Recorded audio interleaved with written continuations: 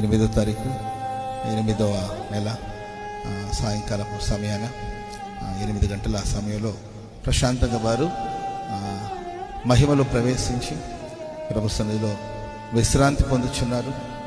దైవజలేసన్ గారు వారికి ఇచ్చిన పనినంతా పూర్తి చేసుకొని మంచి పోరాడి విశ్వాసాన్ని కాపాడుకొని తమ పరుగును తుదముట్టించి మరి దేవుని సన్నిధికి వెళ్ళడానికి ప్రభు కృపనిచ్చారు. నీతిగల న్యాయాధిపతి అయిన దేవుడు దైవజలేసన్ గారికి వాడబారని మహిమ కలిగిన కిరీటాన్ని సిద్ధపరిచారు. హల్లెలూయా. దైవజలేసన్ గారికి కానీ మరి దైవజలేసన్ గారి యొక్క ఆశయాలను నెరవేరుస్తూ దైవజనుల అడుగుజాడలో నడిపించబడుతున్న మనకు ఓ రోజు వాడబారని మహిమ కలిగిన కిరీటాన్ని ప్రభు దయచేయబోతున్నాడు. హల్లెలూయా. ఒక్క దైవ సేవకుని త్యాగం ఈరోజు మినిస్ట్రీస్ ఈరోజు ఈ స్థితికి రావడానికి కారణమైంది.